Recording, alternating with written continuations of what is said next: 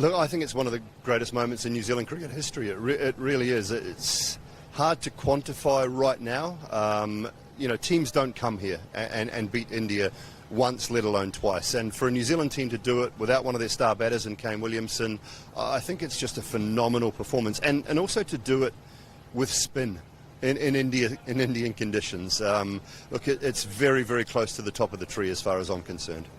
Indians were historically known to play spin very well, but lately they have just come undone whenever the ball is up there. So what do you think of this? Look, I think you get used to playing on such good wickets, and when it does turn, techniques get exposed a little bit. And you know, for a long time when India have played on turning surfaces, they've still had the best spinners in the world in Jadeja and Ashwin, and so they've been able to undo other sides. Today, or this Test match, they were undone by a New Zealand side that, with all due respect, is not a world-class spin bowling attack. So that will be a concern of some sorts. And I've said in the last couple of days, there's a misconception, I think, that the Indian players are better players of spin. I think simply they've had better spinners, and they've been able to expose the opposition batters. Whereas in this Test match in particular, their batters were exposed a little bit by a very, very good performance from Mitchell Santner. So is it a concern? It's a little bit of a trend at times, but I don't know that there's many sides around the world that play spin in turning conditions really, really well. Where do you think Doull levels outdid Rohit Sharma, and what part do you think which led to the series? Look, I think winning the toss is crucial. For Rohit, the wrong decision in Bangalore was crucial, and he's admitted to that as well. And New Zealand seamers took advantage of that, winning the toss in this Test when you knew it was going to turn. And it might not have looked like a big score, 259 in the first innings, but it was made to look like a really big score because the ball was turning, some was getting on. So I think Tom Latham's captaincy was outstanding for the most part throughout.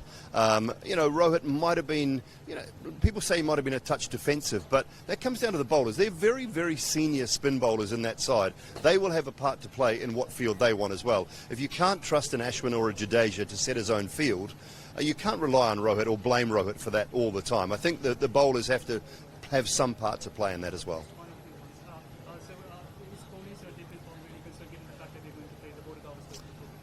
Look, his issues against spin, he's not the only one, and you're not going to find those conditions in Australia. He's had great series down under, he's had great series in Australia. He plays quick bowling still, I think, as well as he has for the last 4 or 5 years, so I don't think it's a concern. Right, just final one. India will play France Tasman right for next month. So who do you think has the upper hand, and how demoralizing this series loss is going to be?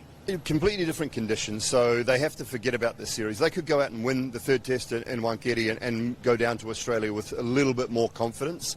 Completely different conditions.